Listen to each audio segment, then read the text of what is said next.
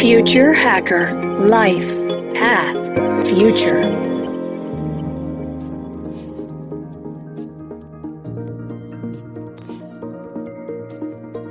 Olá pessoal, bem-vindo ao Future Hacker. Temos aqui um entrevistado que é o Rafael Tristão.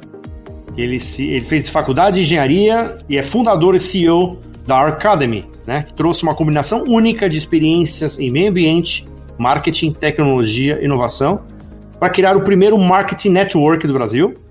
Né, ele é responsável há mais de 5 anos por alavancar a valorização da arquitetura e do design de interiores do país. Ele acredita que a revolução dos espaços de convívio humano está só começando e passa pela humanização das relações desses novos ambientes, cada vez mais integrados, né, onde o arquiteto é um tradutor dessa conversa entre produtos, serviços e pessoas. Né, um produto muito Future Hacker aqui para a nossa audiência. Rafael, bem-vindo ao Future Hacker. Obrigado, prazerzaço estar aqui. Sou ouvinte e consumidor aí do conteúdo, então é uma honra poder falar um pouquinho com você sobre o futuro. Não, prazer, cara. E o que eu acho legal do teu projeto, eu não vou nem só para dar um spoilerzinho aqui, é exatamente essa parte quando você mistura a inovação com o comportamento humano, às vezes, né, são caminhos que andam em paralelo, e é muito interessante que você criou um belo de um projeto que consegue fazer essa integração, mas a gente vai falar aqui um pouquinho mais para frente. Eu queria antes que você contasse um pouco da tua trajetória, né, e principalmente quais foram a principal inspiração para você chegar no Arcademy. E isso finalizando, qual é a grande proposta de valor do Arcademy?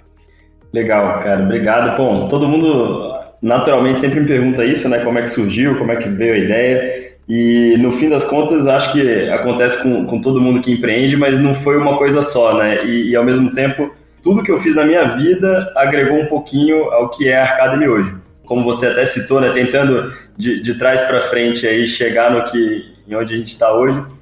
Eu fiz engenharia, mas por mais que eu não seja arquiteto, que é o que todo mundo me pergunta também, inclusive acho que a Arcademy só existe porque eu não sou arquiteto, eu convivo com esse mundo há muitos anos. Assim, a minha mãe ela é dona de uma amostra de decoração há 25 anos, eu tenho 30, então cresci convivendo com esse mundo, mas sempre foi uma coisa muito paralela para mim, era o business da minha mãe, né? Então acho que ela foi o primeiro grande gatilho aí e também uma grande inspiração para a gente chegar onde a gente chegou. Mas o caminho foi super diverso e eu gosto muito de dizer que eu consegui realmente trazer vários elementos desse caminho. Comecei fazendo engenharia no Rio, eu sou de Vitória, Espírito Santo, e lá eu fiz engenharia ambiental, então foi onde eu comecei ali a entender muito sobre cidades, comportamento da sociedade, então tudo que fosse escala, né? Às vezes quando a gente fala em engenharia ambiental todo mundo pensa em floresta, meus amigos brincam até hoje de eu ser jardineiro e tudo. Mas no fim das contas o meio ambiente que a gente tem é a cidade, então foi ali o primeiro passo aí de aprendizado meu sobre sociedade. Depois dali fui trabalhar com marketing esportivo, foi meio que uma reviravolta, foi uma história até bem legal, e ali eu aprendi muito sobre digital, estavam chegando os sócios torcedores de clubes no Brasil, e eu era o estagiário responsável por esse negócio, ninguém gostava, era meio que o patinho feio da empresa, o sócio torcedor, e eu peguei para aprender, e acabou que naturalmente tive que aprender marketing digital pra caramba, então foi meio que o segundo passo. Depois fui trabalhar numa startup, foi quando eu vim para São Paulo, e aí sim eu comecei a trilhar meu caminho mesmo na área de inovação. Fui acelerado pela Wire da Telefônica, então aprendi muito lá e foi uma experiência fantástica, que aí acabou cruzando o início da jornada, porque a gente fez uma consultoria de inovação na área de arquitetura e design, e como eu já tinha essa percepção do meu crescimento ali com a minha mãe, veio na hora ali a vontade, o interesse de juntar os dois mundos e criar alguma coisa que fosse inovadora para esse mercado, que é um mercado super complexo. Então, quando a gente começou a estudar isso, entender a verdadeira característica mercadológica do mercado de arquitetura e design, foi uma surpresa, principalmente porque foi o que você falou, é um mercado que está muito presente na vida das pessoas, é o que define onde as pessoas moram e por isso naturalmente é muito complexo, envolve dezenas até centenas de fornecedores em algumas obras, você tem o arquiteto que é um intermediário dessa relação e o cliente final que está gerindo todo mundo ali também. Então foi assim que a gente começou e em 2015 estava começando no Vale do Silício esse conceito de marketing network, que nada mais é do que você conseguir somar numa mesma empresa poder de rede social com plataforma de tecnologia e marketplace, e conseguir juntar esses 3 mundos numa mesma estrutura. Então, no nosso caso, a gente começou devagarzinho, estamos também por um modelo diferente de empresa, mas hoje a gente tem essas 3 frentes muito bem definidas aqui dentro. Interessante, cara. Rafael, me diz o seguinte, cara, é um ponto forte, né, desse projeto, né, que a gente, né, que você bem disse, é a colaboração, né? Entretanto, cara, é um mercado extremamente competitivo e alguns podem até falar bastante vaidoso, né, quer dizer, né? Quais são as ferramentas que você usa para combater isso? Quer dizer, essa competitividade que existe muito nesse mercado, né, de decoração, de arquitetura, etc. E a vaidade, que é uma coisa que permeia esse mercado. Cara, efeito de rede. Concordo super com o que você falou, era o que eu mais ouvia. Então, imagina que para montar a Arcademy, a gente resolveu, foi uma opção minha e da minha sócia que estava começando comigo na época, que a gente faria uma empresa 100% bootstrap, o que significa que a gente mesmo financiava a operação e não ia trazer fundos de investimento no primeiro momento, até porque era uma operação que não existia ainda no Brasil. O modelo de negócio era muito novo, como eu falei, então a gente queria aprender um pouco na marra antes de saber como escalar. E aí, dado esse cenário, veio o lance positivo que tudo que a gente faria tinha que gerar valor imediato, não dava para a gente ficar testando muita coisa que fosse focada no longo prazo, né? A gente tinha um objetivo muito claro, mas a gente tinha que aprender a fazer isso gerando valor no dia a dia também. A primeira coisa que a gente fez foi focar em criar uma rede social de arquitetos que fosse omnichannel, criar eventos físicos e também uma relação online e tentar trazer os 2 mundos para conversarem. A primeira coisa que a gente percebeu foi que os nossos early adopters, né, o primeiro público que realmente se interessava pela nossa solução, eram os escritórios pequenos e os autônomos. E nesse mercado tem uma característica muito marcante. Quando a gente lembra do arquiteto, normalmente a gente lembra disso, né? Lembra daquela prima que tem uma sócia com 2 estagiários, ou aquele cara que estudou contigo e tem 5 pessoas no escritório. É um mercado muito fragmentado, e quando a gente entendeu que esse era o nosso público, pegar o pequeno escritório e o cara autônomo, a gente falou, vamos investir então num evento para esses caras. E não existia evento para o pequeno escritório, então a gente falou, vamos criar o nosso. Então foi meio que um processo que a gente foi tendo que ir criando as coisas, porque não existia muita coisa nesse mercado, e não deu outra. Assim que a gente começou a criar os eventos, movimentar, a gente sempre teve um foco muito nacional, então a ideia era fugir dos grandes centros, porque lá as pessoas eram ainda mais carentes de conteúdo. A gente surgiu com a ideia de criar as primeiras aceleradoras, que eram ambientes onde todos os arquitetos escolhidos que passassem por um processo seletivo trabalhariam ali de dentro, e a gente ia estudar esses caras. Nessa hora, a primeira coisa que me perguntavam era como é que você vai botar um monte de arquiteto trabalhando no mesmo lugar, os caras são concorrentes. E eu me lembro que a primeira vez que eu recebi essa pergunta, que a gente estava oferecendo para um patrocinador, eu não tinha a menor ideia da resposta. Eu falei, cara, eu não tinha pensado nisso. E a primeira coisa que eu falei, olha, ele é concorrente dentro ou fora daqui. Então, pelo menos aqui dentro ele tem chance de ver o que o outro está fazendo. E no fim das contas foi um pouco isso, assim, o que aconteceu foi, essa era sempre a primeira barreira de entrada, e passados 3 meses de operação, a gente viu que o maior valor para os arquitetos que estavam aqui dentro não eram os cursos que a gente dava, não era o espaço físico, não era o escritório que a gente oferecia para eles, era a rede que eles tinham criado de contatos entre escritórios. Então, o efeito de rede, sem dúvida, é a resposta para o que você falou. Eu sou um cara muito fã desse assunto, assim, eu sou um consumidor aí da NFX, que é um fundo especializado em startups de efeito de rede. E o que significa efeito de rede na prática? É um pouco da ideia daquela frase de que o todo é maior do que a soma das partes. Ele é um conceito que define estruturas de rede onde a cada novo entrante todo mundo ganha valor. O que significa isso? O WhatsApp, por exemplo, tem um efeito de rede. Quando eu tenho um WhatsApp, ele não serve para nada para mim. Se eu e você tivermos o WhatsApp, ele já ganha valor para os dois. Então, o fato de você entrar fica melhor para mim porque você entrou. Se mais 100 pessoas entrarem, melhora mais ainda para todo mundo, inclusive para o primeiro cara que estava. Então, a gente conseguiu criar uma estrutura em que o efeito de rede foi muito claro para eles. Então, os próprios escritórios de arquitetura começaram a chamar outros escritórios, a chamar outros fornecedores, e entenderam que quanto mais gente a gente tivesse ali, maior seria a escala que a gente conseguia dar. Porque imagina que a Arcademy hoje negocia com qualquer um com 60 mil escritórios na rede. e cada um deles é só um escritório pequeno de 4, 5 pessoas, às vezes até uma pessoa. Então, esse poder de rede, sem dúvida nenhuma, foi o que fez a gente chegar até aqui, e também, sem dúvida nenhuma, é o que vai fazer a gente chegar mais longe. Muito bom, eu adorei a concorrência aqui dentro e fora, né? Muito bom, muito bom. Na hora tem que se virar, né?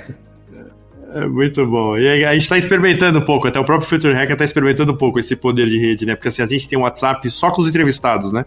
O inglês, né? O gringo, né? Que entra todos os entrevistados, né, estrangeiros, e o brasileiro.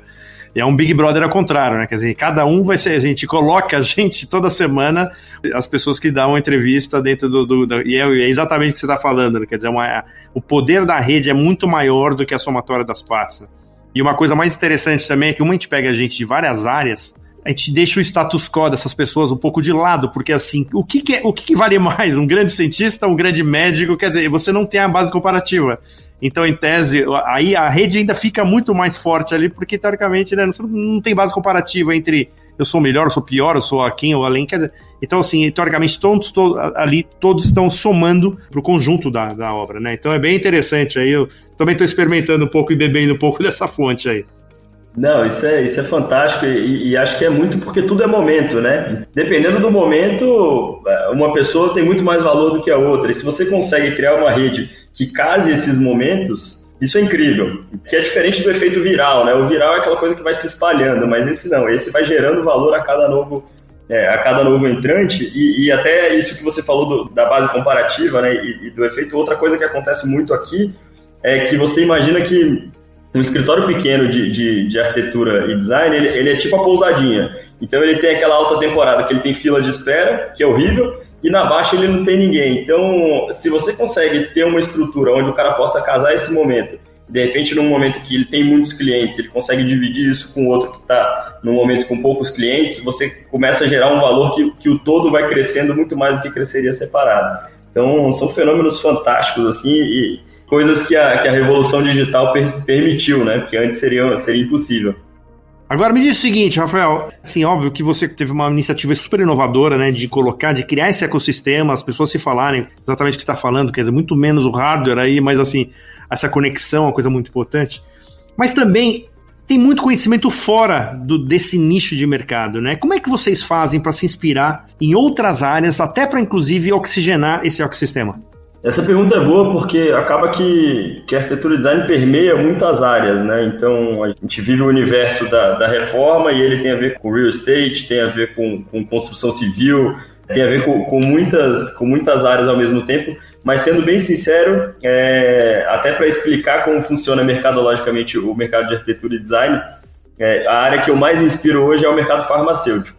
E muita gente toma um susto assim quando eu falo isso, mas a lógica é muito parecida. Hoje o arquiteto, ele é o médico da reforma, né? Ele é o cara que vai entender, ele vai fazer o seu diagnóstico, ele sabe exatamente quais são os remédios que você precisa, ele sabe os exames que você tem que fazer, quais são os melhores profissionais indicados para aquilo ali.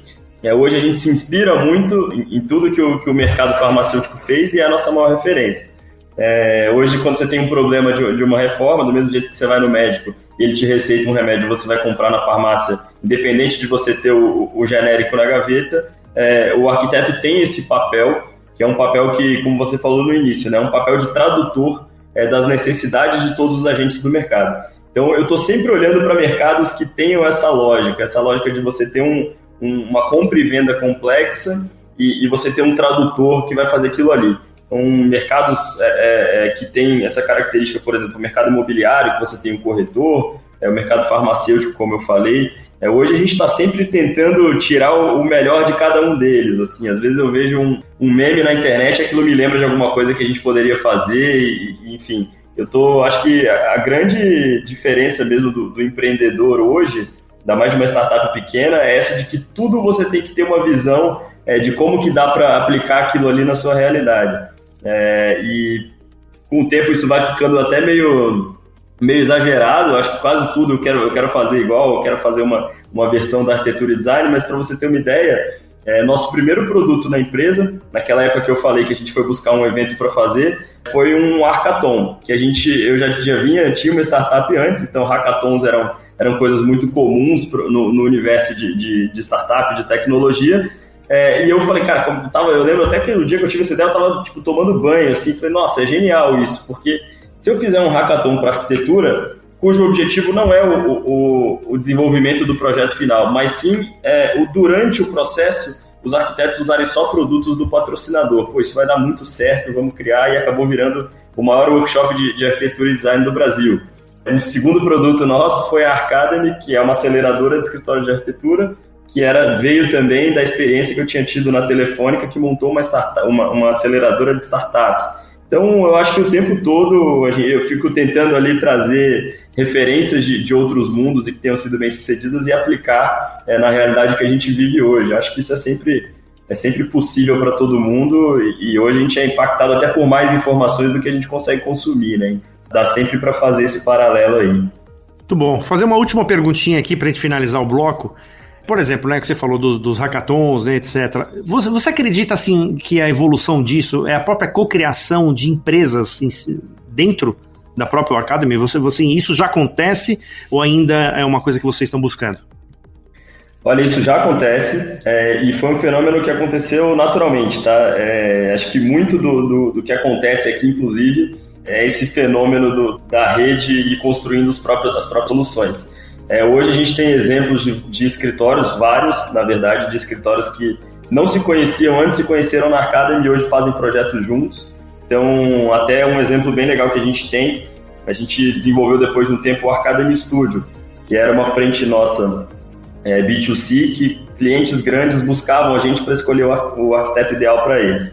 E a Lufthansa, o grupo Lufthansa, né, foi fazer o primeiro escritório deles aqui em São Paulo e buscou a gente para que a gente participasse daquela concorrência. E o escritório que ganhou inclusive de vários escritórios renomados, era uma combinação de 4 escritórios nossos da Arcademy que não se conheciam antes, mas eles já vinham de um ano de ciclo de aceleração, e eles tiveram essa iniciativa de concorrer juntos. E hoje eles são um escritório formado que cada um deles, individualmente, tem suas atividades para o residencial, e quando eles vão fazer um corporativo, eles fazem juntos. Então é super legal. Não posso nem dizer que a gente estimulou isso, porque eu nunca nem tinha pensado nisso. Então, acho que o legal de você viver inovação é isso, né? É que ela, na verdade, te surpreende o tempo todo. Acho que você começa, no fundo, para trabalhar com inovação, o que você tem que fazer é criar um terreno fértil. É a melhor coisa que você pode fazer. Todo o resto ele tem que acontecer, e aí significa que você fez um trabalho bem feito. Acho que é natural e espero, inclusive, que aconteça mais vezes. A gente vê aí algumas novidades já surgindo, projetos sociais que envolvem arquitetura que surgiram aqui dentro. É bem legal ver as coisas acontecendo e, sem dúvida nenhuma, acho que esse fenômeno do collab e da cocriação, ele vai entrar com muita força em profissões criativas como a nossa e várias outras, né? Ótimo primeiro bloco. Agora a gente vai no segundo bloco falar um pouquinho de futuro. Pessoal, logo mais, segundo bloco com o Rafael Tristão. Até mais! Future Hacker. Life. Path. Future.